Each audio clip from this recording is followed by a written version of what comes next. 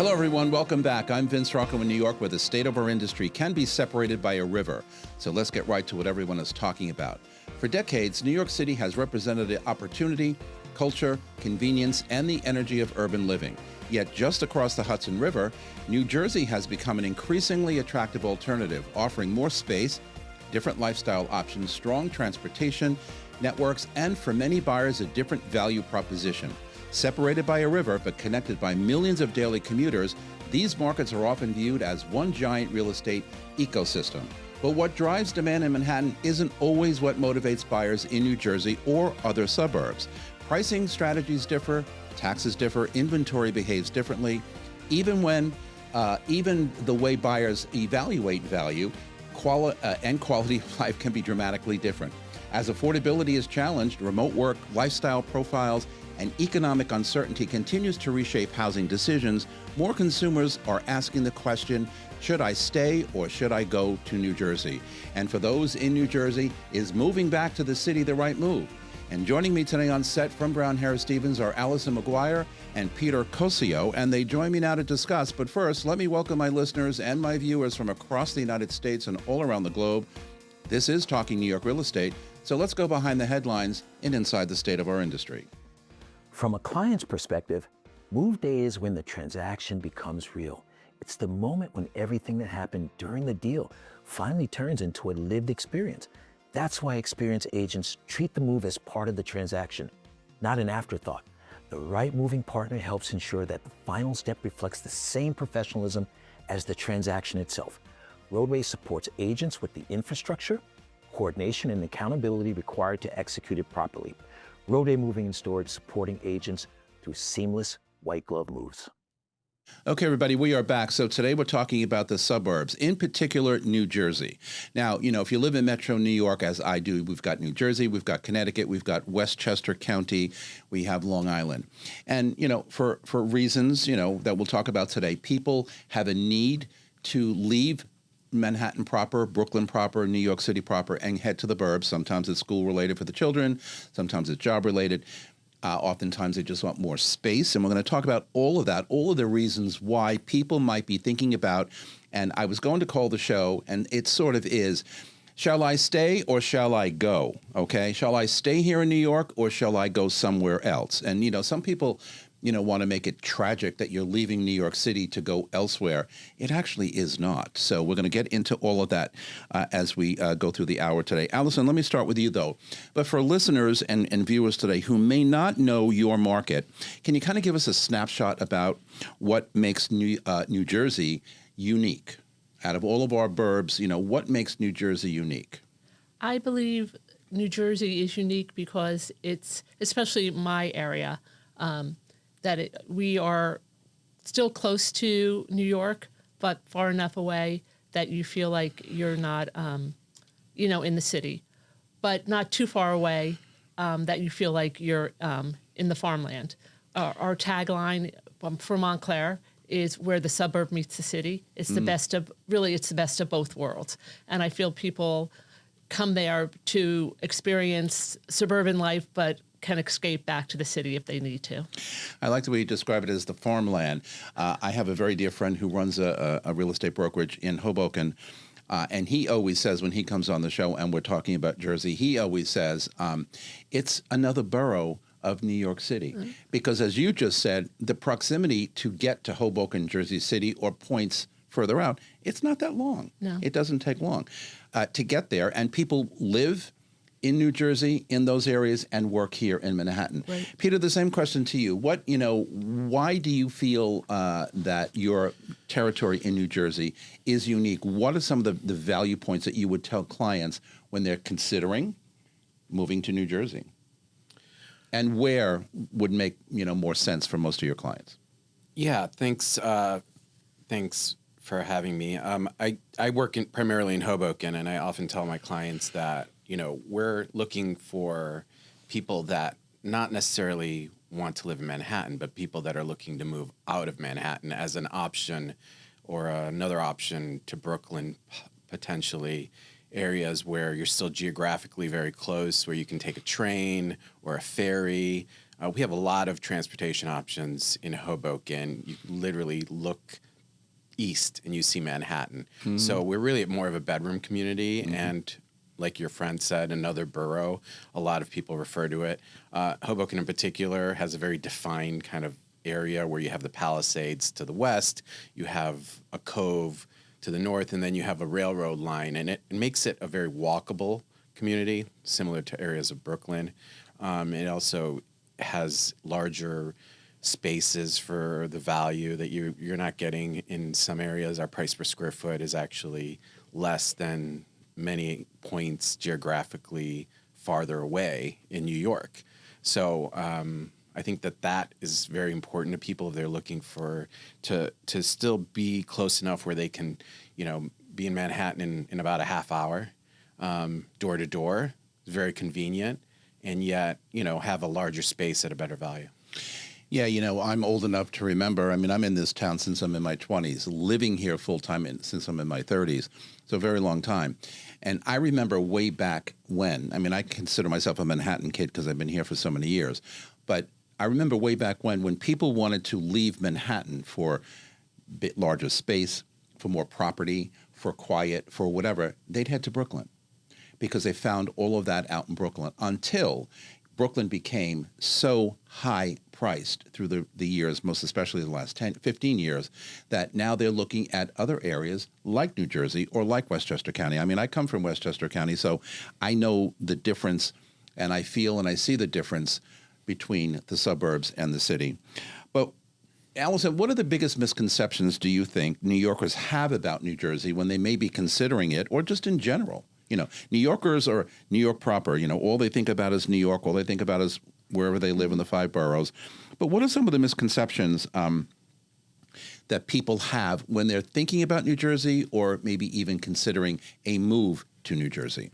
I think the biggest misconception is that you're going to live in the Hicks and that you're not going to have culture and that you're going to have to drive everywhere.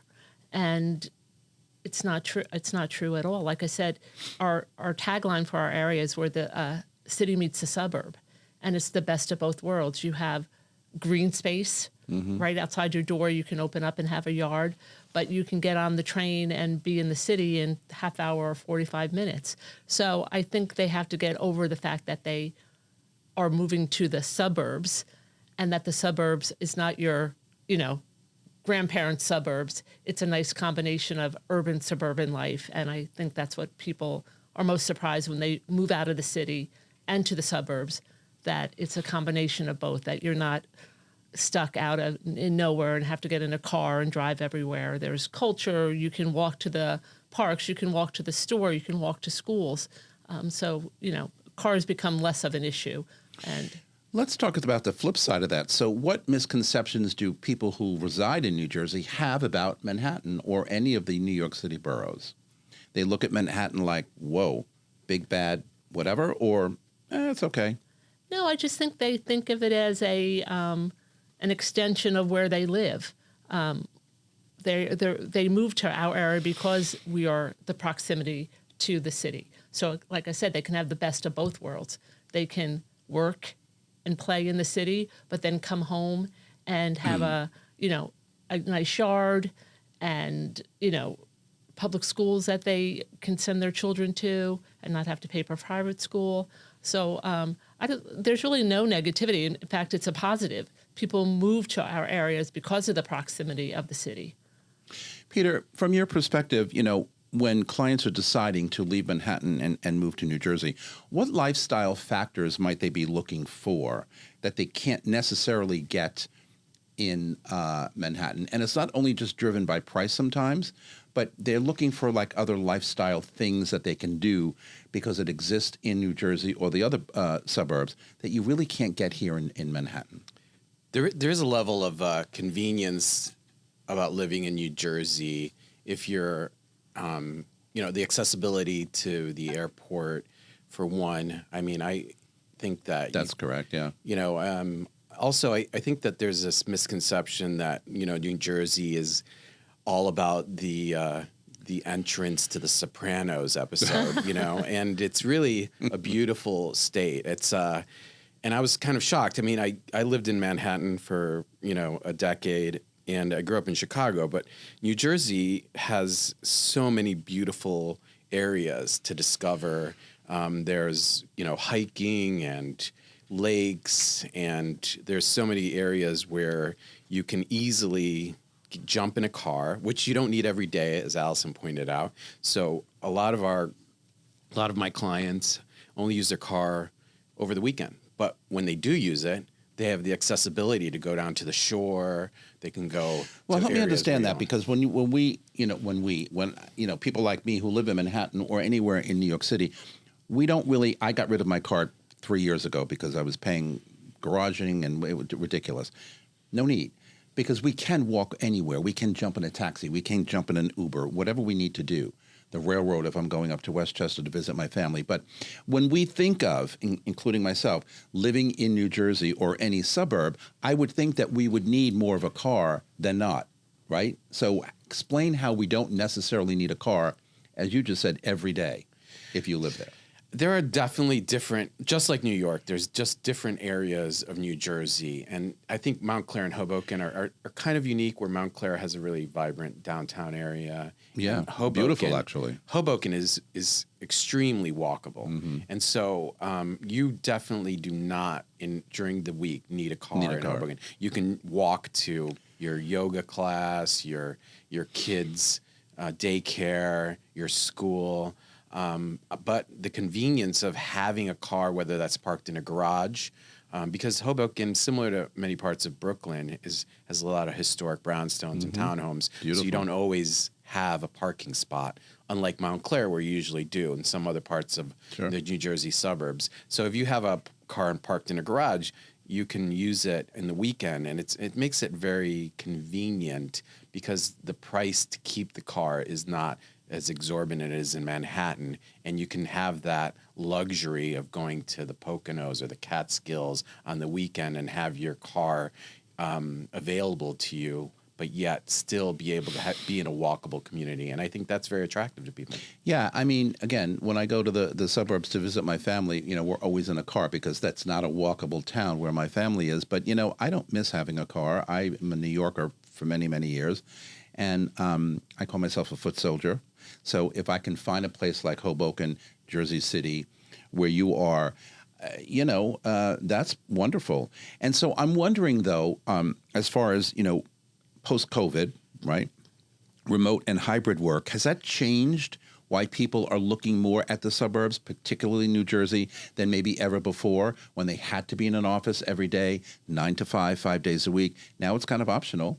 Even though some companies have, mandated that people come back to work, it's still maybe 3 or 4 days a week, not every day. And there are people who work remotely every day. Do you feel like people have made the decision to leave the city and go to New Jersey because now they can really be comfortable and not have to worry about commuting every day, working from home? Oh, I think most definitely, yes.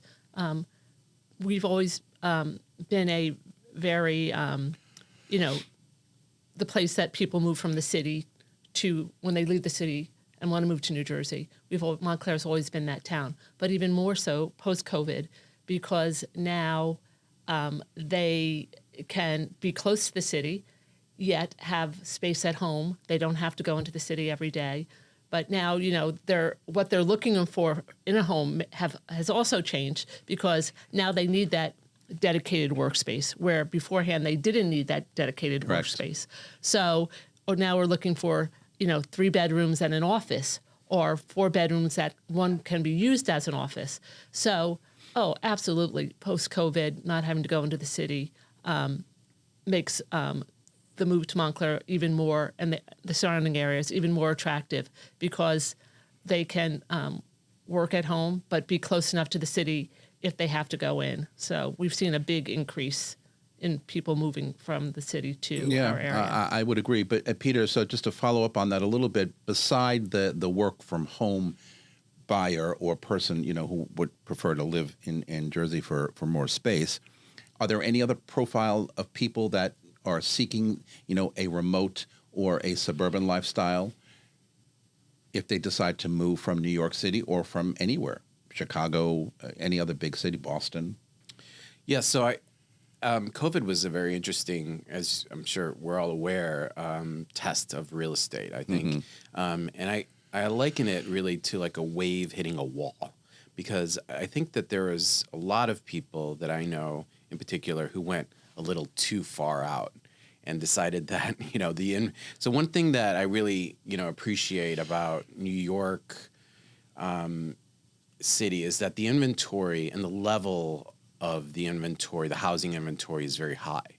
And so there are a lot of people that like left either New York City and came out, and maybe they went, a little farther than they thought they would, and they look around and there's not a Starbucks, 2 blocks away, and the housing inventory doesn't really look like it looked when you were living in Manhattan. That caused a little bit of consternation for people, and I think that a lot of those people have actually moved even closer to the city again. I know a few people who moved out and said, "Wait a second, I can't be here anymore," and then they've moved back closer to the city, maybe in areas closer to like Montclair or Hoboken, where they don't have to necessarily be in the city and yet have enough space, like Allison was saying, so to have an office space. But also the level of the inventory in Hoboken has increased dramatically over the 24 years that I've been in real estate, where people now, as opposed to when I started, people now as an alternative to going to Brooklyn, they can go to Hoboken. They can find a nicer, more renovated, more modern, more designed space that they can live in, also with an office potentially so they can work at home but yet commute. This is very desirable to be able to like have an office space. Like Allison was saying, we have a lot of clients that are looking for that extra room where they can have that. But I think that those other elements have changed dramatically over the last 20 years, and even through COVID, where people are finding the inventory that they are looking for, as opposed to moving to Brooklyn. They can move to Hoboken or Montclair. We're going to talk about the types of inventory people are looking at or for in the suburbs. We're going to take a quick break. This is Talking New York Real Estate on the More Network here in New York City. We'll be right back after these messages. Don't go anywhere. I'm Brian Scott Cohen, one of the top loan originators in the country, and the #1 mortgage originator at Guaranteed Rate Infinity. Guaranteed Rate Infinity arguably has the most advanced tech in the industry. Our completely digital loan process makes it easy and efficient for homeowners, from a 15-minute pre-approval to the digital application and through closing. My team and I would love to help you get into the home of your dreams. And we are back. So let's talk a little bit about what people are looking for when they're leaving the city and moving to the suburbs. I mean, as you guys mentioned before the break, COVID or post-COVID has changed a lot, okay? People are looking for that extra den. People are looking for, that second or third bedroom with a little office space. I was showing clients of mine yesterday, and they're looking for like a little nick or an alcove where they can put their desk. They don't work home every day, but they do a couple of days a week, both husband and wife. So a spot in the apartment where they can share, whereas before, no one really thought about that because you went to the office every day. I mean, we in real estate have always had the flexibility of working home if we're not out showing, or if we needed to do some paperwork in peace and quiet, we just work at our desk at home, whatever. But most corporate people didn't always have that. Buyers often compare square footage and monthly cost here in New York City, okay? And as we've talked about on the show, on and on and on for the past couple of months, the biggest dilemma here in New York City these days is the carrying cost, okay? Your monthly maintenance or common charge if it's a condo, your real estate taxes, is there an assessment, on and on and on. The monthly carrying costs have escalated to the point where people are saying, hey, wait a minute. Even if I agree with the purchase price, I can't deal with this monthly cost every month escalating like crazy. For example, we talked about a couple of weeks ago how, maintenance prices on average have increased by double digits the last 2 years, January of 25 and January of 26. That's 10% or more.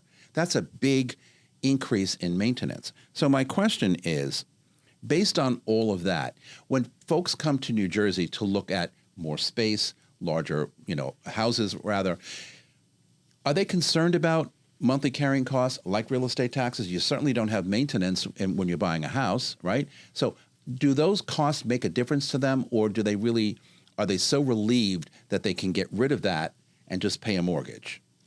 Well, I think they consider the taxes, absolutely, because it, you know, is a part of your monthly cost. So they take the price of the house plus the taxes. And Montclair and our area are known for their higher taxes. Yeah. And so, yeah, they definitely consider it. But it's not, they don't consider, there's not an ongoing, they know it's kind of a set cost. And they take it into consideration. They often ask, you know, what are the monthly, can you tell me what the monthly, you know, gas and electric's going to be? Oh, how much do I need to get a landscaper? Because now I have all this property, and what does a landscaper cost? And I answer, well, I don't have a landscaper. I have 5 kids, so you know they that helps. They, that do helps. my landscaping. Like my parents had 4 kids. Right. No so, landscaper. Yeah. Hello. So there's there's other costs. You know, you have landscaping. Oh, am I going to need a new need a new roof in 5 years? How often do I have to paint the house? Oh, do I have to, pave my driveway? So there are other ongoing costs over the course of the lifetime of the house that you're going to have to take into consideration. So those are about, I get those questions all the time. We talk about value here in Manhattan all the time. And I'm one of these agents who, I tell buyers, especially buyers all the time, when you buy something, we have to think about value. You need to buy value going in, but you also have to understand that going out at some point, whether it's 3 years, 5 years, 7 years, that value has to be there where you want to make some money and not lose any money. So the value proposition conversation I have with buyers all the time. How do you do that in New Jersey when, they're coming from higher cost in Manhattan or wherever they're coming from, even though you have taxes that may be higher, but I would think the value proposition would be easier to sell in New Jersey, or is it not? Well, there is a stigma that New Yorkers have about New Jersey that is really the biggest hurdle. Not the value; it's that people are just like some New Yorkers turn their nose up about being in Jersey. They won't go to Jersey. Yeah. They just won't go. I mean, they're just which I never really understood and I'm not just saying that because you guys are here. I mean, I lived grew in the up city. going to New Jersey. I lived in the city for a long time, and people, I said. When I told people, there's a place called Maxwell's in Hoboken. It's famous for having these great bands. Mm-hmm. And I used to... Is it right on the water? It's close. It's not far. Yeah, it's very well known. I mean, I think I've been. Nirvana has played there. A lot of really cool bands. When I was living in Manhattan, I would be like, oh, let's go to Maxwell's. And people were like, oh, but you have to go to Jersey, Yeah. And it's... The interesting thing that I find over time is that you'll get foreigners, you'll get people from Germany or Europe, and they'll come in and they'll say, well, why aren't you living in New Jersey when the geography tells you that the value is there, right? So you can get something at a lower cost, your maintenance fee is lower, and your proximity to New York City is better. And I'm like, well, the reason is that New Yorkers don't want to come to New Jersey.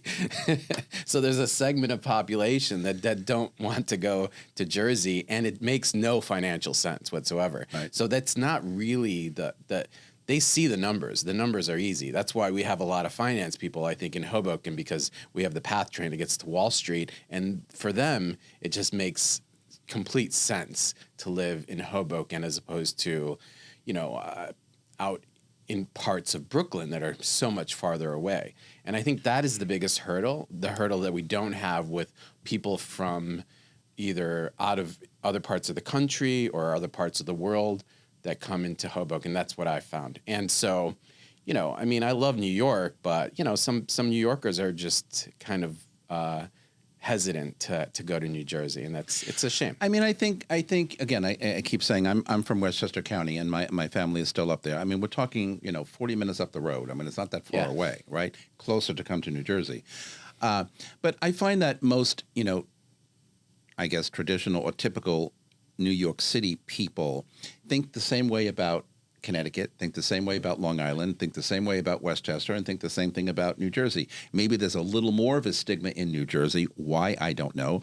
Like me, growing up, going to the Jersey Shore almost every weekend, or spending a week or two at a time with my family growing up on the Jersey Shore. We could have gone to Long Island, right? But we didn't. We went the other way. I love it. And I think people, when they realize or get past that, whatever is in their mind, Nothing wrong with it. 100%. So if I had $1 million to spend, I mean, quite frankly, here in New York City, $1 million is going to maybe buy you a one-bedroom. In some cases, maybe a little less, which is kind of sad on its face, but it is what it is. What does that buy you in New Jersey? Well, I mean, unfortunately, can you know, our biggest argument is, you know, you want to spend $1 million, and I just referred somebody to New Jersey. If you want to spend $1 million, you buy a mansion in New Jersey or up in Westchester. Is that true? no. Okay.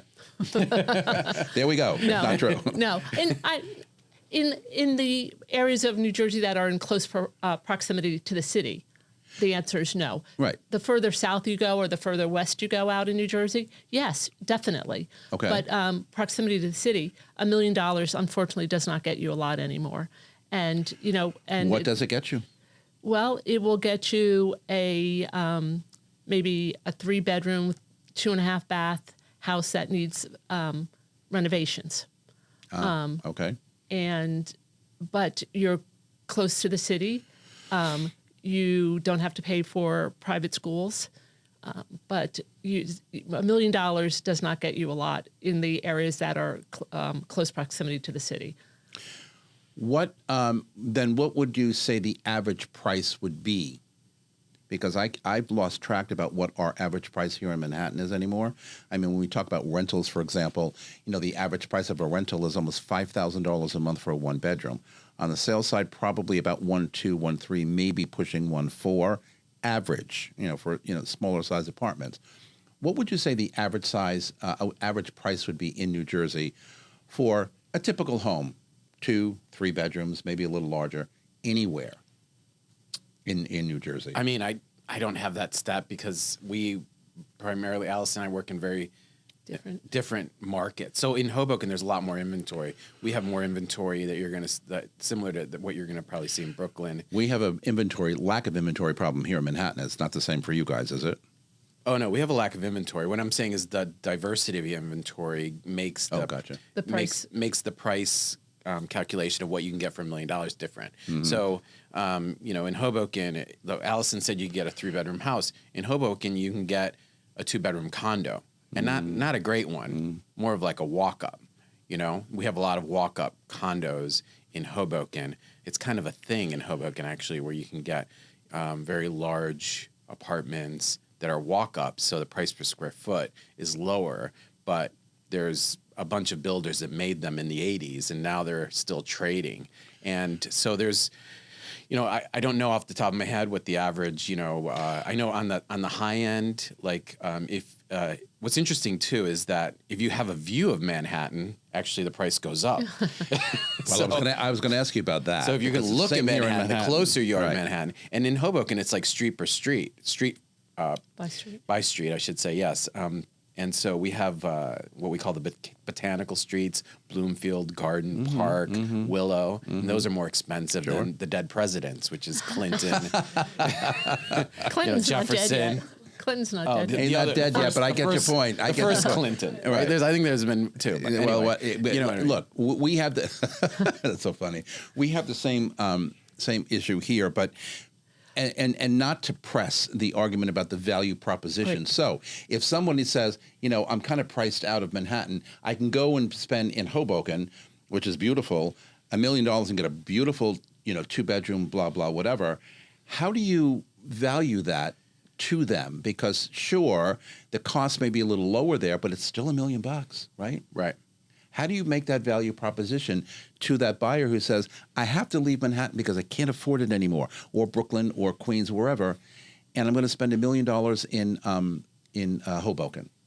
How do you what is that value proposition? Well, the value proposition, I think, comes primarily from where you are working in Manhattan. Well, there. Because you can actually work in the West Village and be in downtown Hoboken and be closer to your workplace than if you lived on the Upper East Side. And not a wild commute like if you lived on the Upper East Side or West Side. Right. So actually that value proposition is important to people because it cuts down their travel time and they get to spend more quality time with their family, and they have a bigger space than they can afford in Manhattan or Brooklyn. The price per square foot, I often, when I'm talking to buyers, bring up, I know I get weekly or monthly estimates on the price per square foot in Brooklyn, so I could show it to people. Sure. Because Right. it's that value proposition, and the fact if they're working in the proximity that's closer to them to commute is very attractive to people. Allison, how would you describe the current state of the market in New Jersey right now, in your territory, in all of the closer to Manhattan territory? And by the way, from my apartment, I live on West End Avenue on the Upper West Side. I look at the Hudson River and I look at New Jersey, and I love New Jersey at night because the light. You talk about the opposite view of Manhattan. I look at all the beautiful lights in New Jersey every night, and I fall asleep to looking at that, thinking, "Oh, that's beautiful." So if I were on the other side looking this way, it would be the same thing, right? I love my view. But anyway, so what is the current state of the market today in the areas that you guys live and work in, and what are the greatest opportunities for buyers or sellers? Right. I say the word I use to describe it is dynamic, and it's ever-changing and exciting, and you have to be educated and you have to be thoughtful. And I just think that if you're willing to explore different options, you may not be able to afford Montclair, but if you go 5 minutes over to the next town, Verona, Bloomfield, the Caldwells, which is adjacent to, the train town of Montclair. There's so many opportunities. So you as a consumer buying a house has to be educated, and you have to have an agent that can let you know what's out there. Absolutely. And if you can't find something right where you're looking, there's so many different alternatives. So I think from that perspective of a buyer, it's dynamic. And from a seller, our area has always been a seller's market and always will be a seller's market. So if you're ready to move, the market has never been better than it is now, and there's so many people that want to move to the area that you just have to get out there and put your house on the market. And but it's definitely dynamic and very exciting, and it's never a dull moment. Peter, following up on that, we talked a little bit about inventory or lack of in your territories as well as here in Manhattan. We struggle greatly with limited inventory. But are bidding wars, based on what Allison just said, are bidding wars on multiple offers still happening? Because if it's really a seller's market and there's not a lot on the market, are bidding wars happening? We don't have too many of them here in Manhattan Constantly. or New York City, but are they happening in your territories? I think at certain price points, absolutely. So I think under $2 million in Hoboken, you're almost assuredly going to be in a bidding war. Yeah. Anything under $2 million in Hoboken. That makes sense. When you're $4 million and up, not as much. Things are still moving, but you're not getting multiple offers.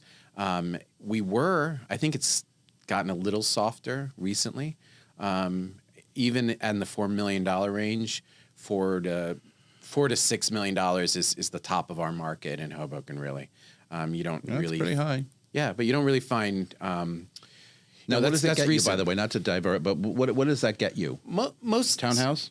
You get a townhouse or you get a very large condo with a view. Gotcha. And so a townhouse, more likely, because there's more townhomes that are available. Some of the condos at that price point there's very few of them that are that large where you would get to those price points. But they, it's very sought after to have a renovated townhome because turnkey is very important. People have found that the cost of construction has increased, and I think you touched on that. Like, it's all related to, maintenance costs go up because labor costs have gone up, and the cost to maintain and to fix Cost of things, everything, energy, and contractors. So, people see, and also in New Jersey, something that we haven't touched on, but recently the mansion tax has also been passed on to the seller. And so it's a graduated tax where it used to be for the buyer at $1 million. Here we only have it on the buy side, and it's graduated. Now you're saying it's graduated and on the sell side? On the sell side. Yeah, for the last year. Where does that make sense? That's a question we've been I'm asking. selling. I'm getting the hell out of here. Right. Why do I have to pay a mansion tax? And when when the former governor was asked why he has changed it from the buyer to the seller, and the response was it makes it more affordable for the buyer now to buy a house without the mansion tax, and the millionaire's tax, which is funny. It's $1 million or over, and $1 million really doesn't get you a mansion. Well, that's why they've upped it here in New York. $1 million got you nothing, really. Right. So now it's graduated depending on, and some of those numbers are Vince, incredible. but real quick, I just wanted to say, Sure. in the New York adjacent New Jersey market, there are bidding wars practically for, I would say, 90% of all the houses. A house comes available on a Thursday. By that following Tuesday or Wednesday, there's 3 to 5 offers on every house. And the only houses that aren't getting multiple bids because it's not priced right. So, every week there's multiple bids on every. I'm hearing the same thing in Westchester County, again, where my family is. It's like something goes on the market, it's gone in days. Yeah. Multiple offers in a lot of cases. And you're right. Same thing here in New York. If it's not priced right, it's not going to sell. There's only one reason a house doesn't sell, because the buyer does not see the value at that price. When I first hired on to this company 24 years ago, my first manager said to me, it always comes down to pricing. And I had no idea what he was talking about because I just brand new in the business. And through these years, he was so right. If something is not priced right, it's not going to sell. Sellers, it's just not going to sell. What trends are you watching out there today that could influence the market over, say, the next year or two, based on what you know today, based on what you see today in your territory? Are you noticing any particular trends that are changing the dynamic of the marketplace or that may change in the next year or two? In Hoboken, we're seeing, and Brown Harris Stevens has a large project in Hoboken right now. We're seeing higher amenity buildings similar to what you would find in... Interesting. We have a development out there, don't we? We do. Yeah. South End Lofts, beautiful building, designed by John Nastasi, who's a local high-end architect, great architect. Yeah, I heard it's really beautiful. Yeah, it is. And it's very, very popular because it's created its own community, the building. It's a very large complex, and you have a lot of amenities there. And in the ground floor retail, you have shopping, a nursery, school, a gym, everything that is basic, everything that someone would need so that they can kind of like live in that community. I think that has become a trend that we didn't normally see. Traditionally, like I mentioned earlier, some of the condominiums in Hoboken were just walk-ups or, smaller kind of boutique-y buildings. And so now we're seeing kind of larger, more amenity style buildings. Also in Jersey City, you're seeing that as well. A lot of amenities in a lot of buildings. I think that's been the trend lately. But I think that, to touch on what you're discussing earlier and what Allison was saying, and the rate lock that is still kind of prevalent has really created low inventory and has kept prices very high. It's also, I think, continued to be very desirable to live in our area, whether that's Brooklyn or New Jersey, and have the tri-state area commutable to New York City is still very attractive to people. And the lower the inventory, people don't want to move because they have a low rate, and plus they like living here, which is good. And I think we mentioned this before the show. We did. Is that if you're being forced to move now, right? So now you're kind of seeing the kind of reaction to maybe a growing family or a job change, something like that. I think that's forcing people, but it's still a very tight market. All right, we've got to take another quick break, word from our sponsors, but we aren't going anywhere. One more block to go. We'll be right back after these messages. Don't go anywhere. From residential and commercial closings to litigation, Romer DeBoss is your full-service real estate law firm. We blend big firm knowledge with boutique-level attention, delivering outcomes that exceed every expectation. Contact us at romerdeboss.com.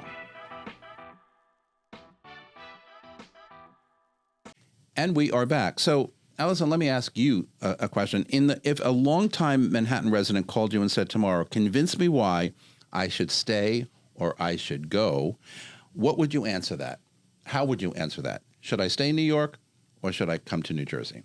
What would be your typical answer for that question? I would first ask them why they're thinking of moving and what's important to them in their lifestyle.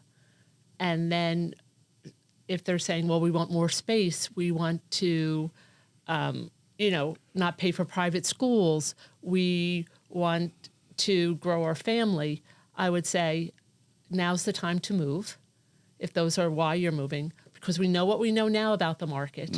And it's just going to keep getting better and better.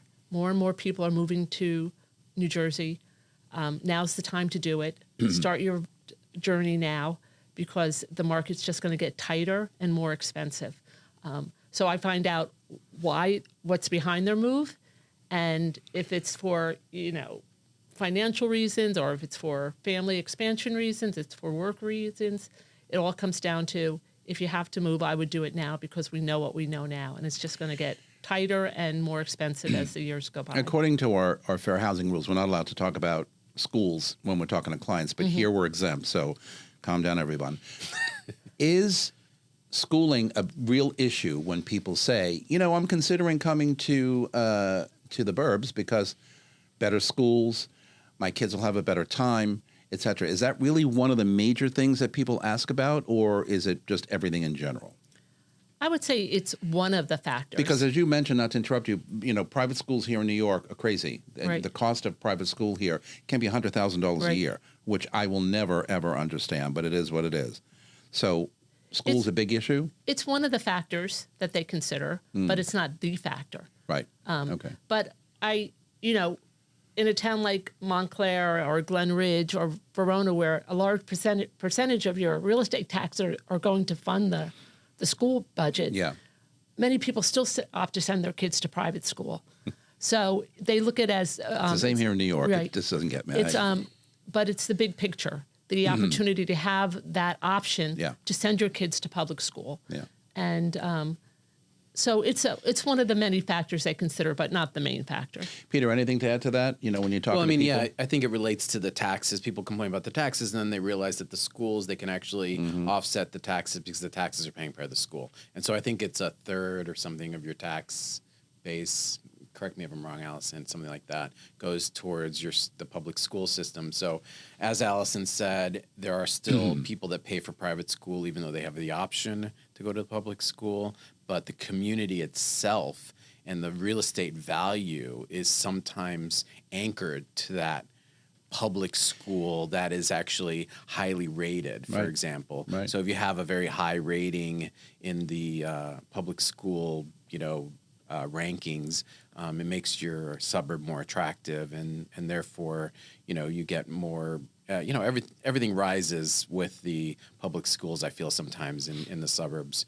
And so that's important for people, although, as Allison said, we still find people paying for private schools, even when they're in a good school district. It's remarkable. But, I always have the conversation with buyers or sellers here in Manhattan who say, aside from the schools, my kids want more space. They want to be able to grow and be outside with friends and stuff. Should I really raise my family here in Manhattan, or should I take them to the suburbs? And I always respond with, hey, listen, I hate to see you go, but it's really not my decision. That really is yours. And based on what you guys have just said, you got good schools out in Jersey or whatever other burb they're looking at. So you've got to take it to what your family needs, what's more important, and what's good for everyone, not just for you from a pocketbook standpoint, but what is good for everybody. Conversely, though, when people in New Jersey are saying to you, hey, guys, I think I'm ready to sell my home and move to Manhattan. Now, aside from saying, hey, I got a listing, that's a great thing, what do you say to them about moving to Manhattan? Is it kind of like, do you really want to do that? Have you been there before?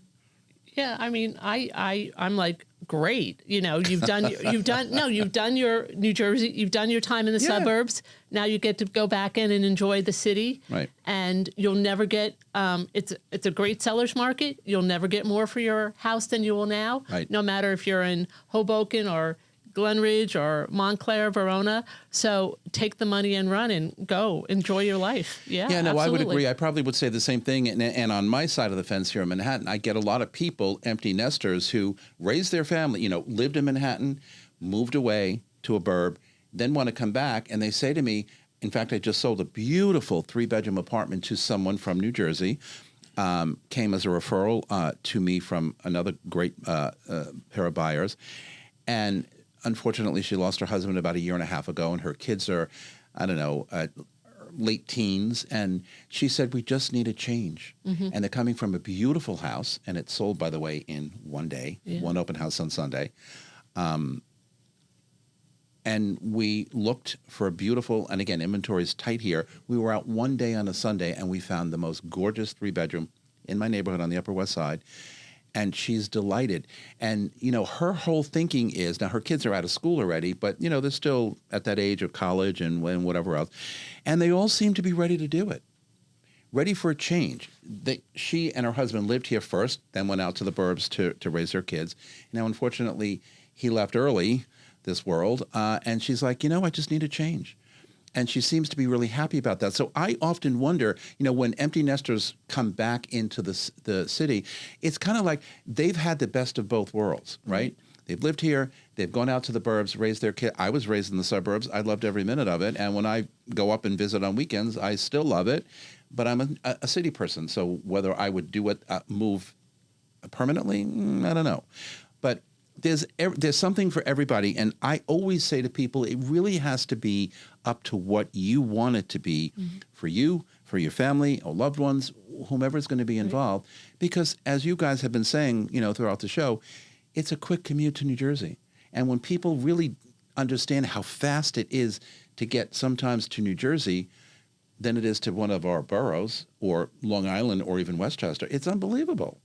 I'd like to add to that a little bit because in Hoboken in particular, there's a phenomenon that's happening where people may have lived in the city, moved to Hoboken, bought a townhouse, and their kids went to high school in the city, and they actually moved back to the city from Hoboken. Wow. So it's like their second round into Manhattan because their children are going to. So there's a lot of people in Hoboken. Now, that's kind of interesting that they're living in Jersey, but they'd send their kids to high school in Manhattan. Got to be a private school. Happens all the time. Really? All the time, yeah. They actually walk. If you're in Hoboken at 7 o'clock in the morning, you can see a trail of children going down to the PATH train. To go to school in Manhattan? Yeah, there's the Little Red School the Little Red Schoolhouse. And there's also because Grace. it's cheaper to live in Hoboken or less expensive to live in Hoboken? Because they want to send their kids to the best private schools. They even go to school in Brooklyn from Hoboken. There's many people that go to what is the school? I'd die if I had to put my kid on a ferry to go to school in Brooklyn. Like, no, please make sure you come home. It happens a lot. And we also get empty nesters that come from the suburbs to go to Hoboken. And so I've sold. That's true, Peter. Yeah. I've sold townhouse. So I've sold townhouse to empty nesters where the people that own the townhouse were moving to Manhattan, had lived there before, and the empty nesters were coming from Princeton, going to Hoboken because they wanted to be closer to the city. Well, that I can kind of get, right? I mean, it's like, up in Westchester, I've lived a little further north in Westchester, and people had wanted to come to the city, but not New York City proper. Right. They'll go to Still White Plains. Too close, yeah. Right. They go to White Plains, which is a very big city. Yeah. Close enough, but still Baby get steps. that feeling of a big city vibe, which I get. Again, I'm living in New York for many years. But when you talk to them about, their goals, do they really have, because sometimes when I'm talking to an empty nester who's looking to come back, I really kind of not play with their mind, but I really kind of interview them and say, is this the right thing for you to do? You've lived comfortably. You've got a beautiful home. You send your kid to school. I get the fact that the kids are out again, but is this really what you want to do? And I almost get a resounding, Vince, absolutely yes. And sometimes it's just a stopover when they move from the suburbs back to the city. They don't know where they want to go yet. Right. And they know the city. It's still close enough to what used to be home in New Jersey. So it's kind of a stopover before they decide their permanent next move. So I find that a lot. Let's talk a little bit about, we talked about all of the benefits and all the great stuff that does exist in New Jersey for people who don't really believe that.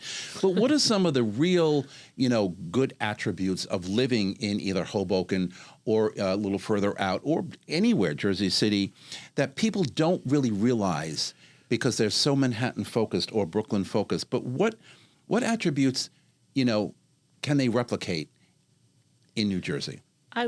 I always it comes down to the walkability.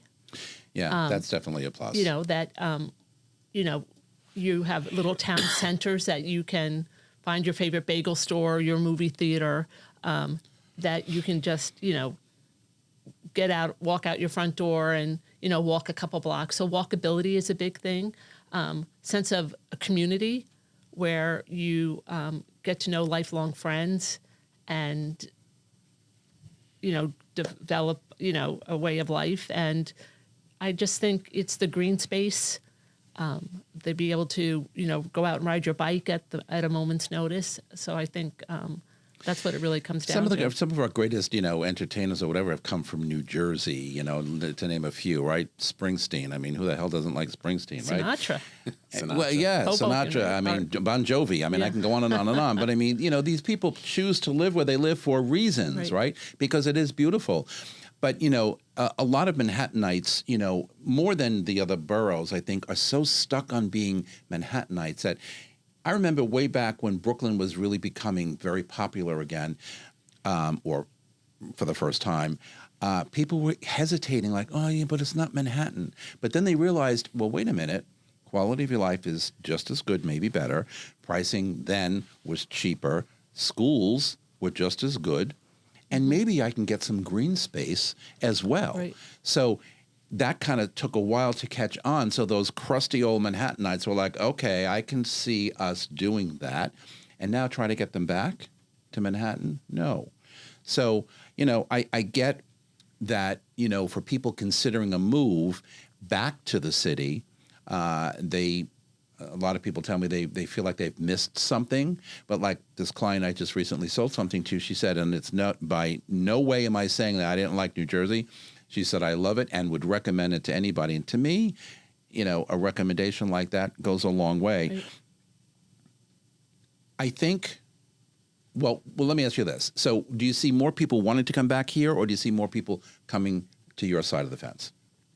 I mean, just in average, in general, in a day, a week, or whatever. I think, our baristas don't have as much facial hair, which is, I think, very important, So, I definitely see, listen, our market is really based on the fluctuations of Manhattan. Mm-hmm. So it is, I'm not going to say that, Hoboken especially is just very, everyone, almost nearly 90% of the people that live in Hoboken work in Manhattan. Mm-hmm.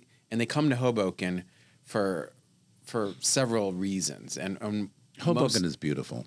Yeah, I mean it's only gotten better actually. Mm-hmm. And there's a lot of things going on in Hoboken as far as just the infrastructure is concerned. Yep. They have a rebuild by design project that they're basically creating parks. The waterfront walkway is very beautiful. They're connecting it all. And in New Jersey, if you develop part of the waterfront, you have to actually incorporate the waterfront walkway for the public. Mm-hmm. It's actually by law. And so Hoboken is in the process of making the last piece of the waterfront walkway part of the community. And it's just a very beautiful way to live, be able to run up and down with Manhattan, as your skyline view, and you can still do everything and walk to places that you want to either eat or dine, or you have all the conveniences that you would have in Brooklyn, and yet you have a better value. And I think that's very attractive to people. So people have always been coming to Manhattan. I think they're coming more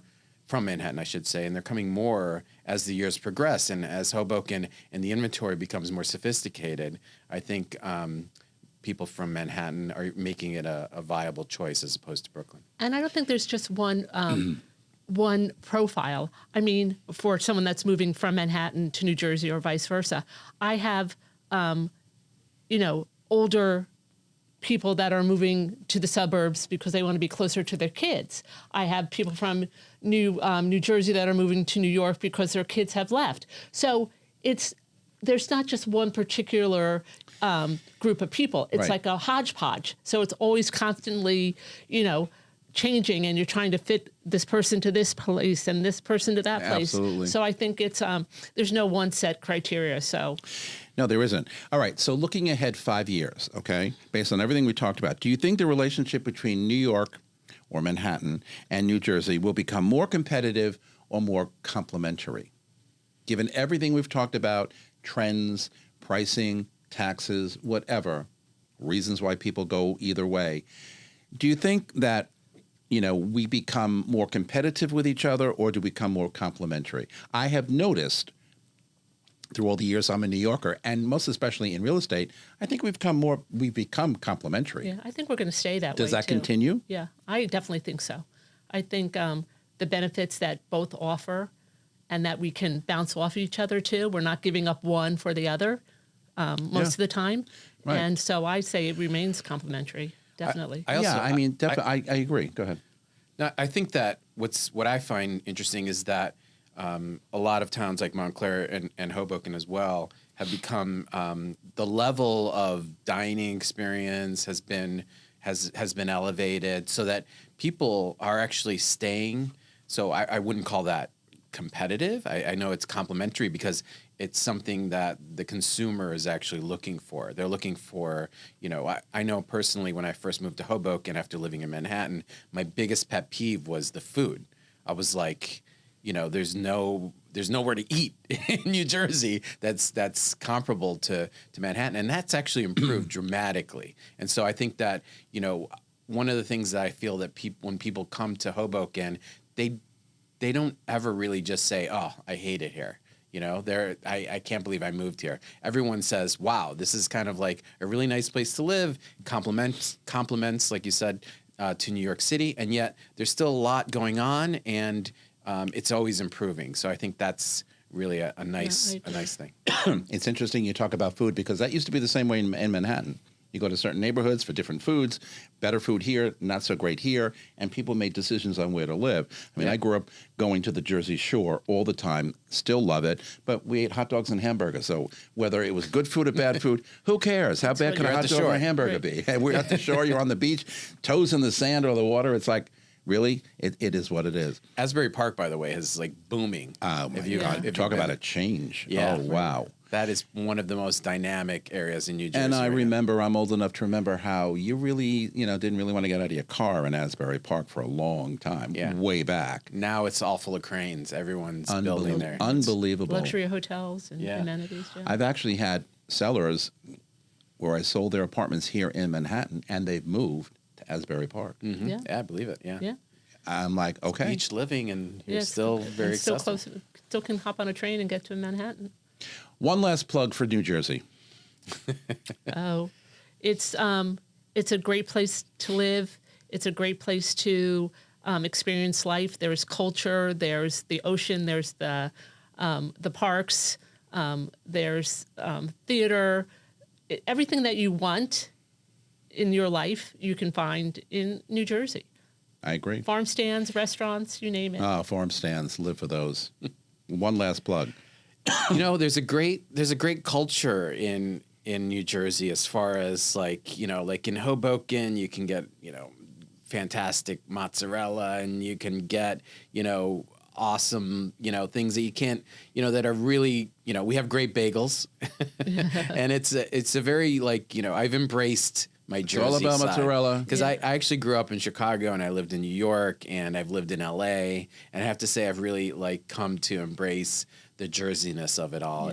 And it's really a nice I'm proud nice to be a place Jersey girl. So Well said, and no reason why you shouldn't be, both of you. Thank you so much. We're coming right back after these messages with my final thoughts. Don't go anywhere. This beautiful set here at Studio 1873 is brought to you by the Everset.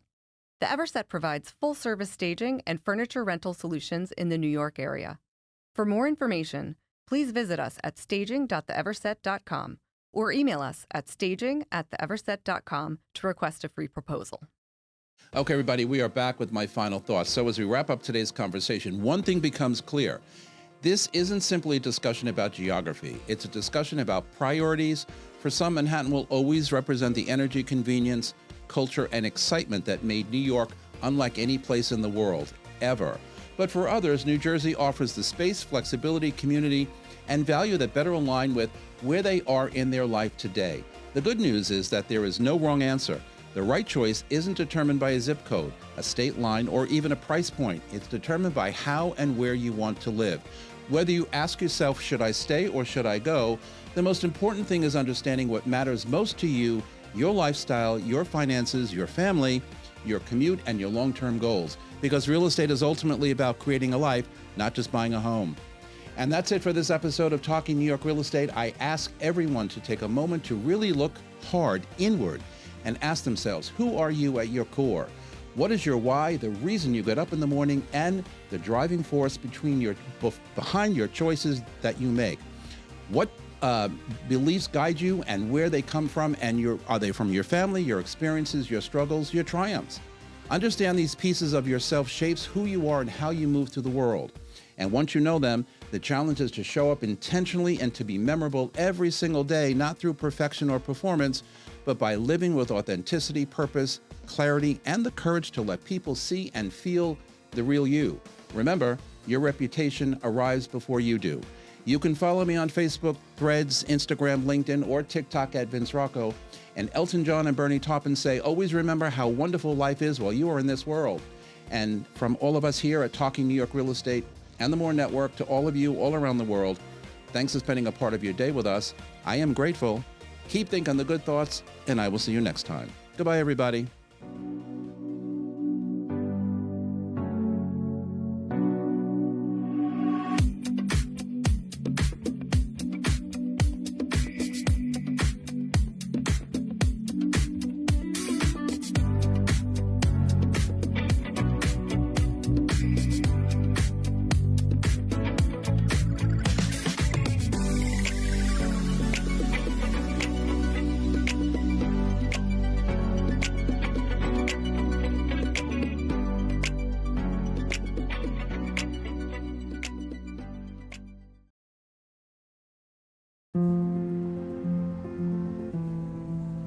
What do you really need to know about buying or selling a home? First, it's serious business.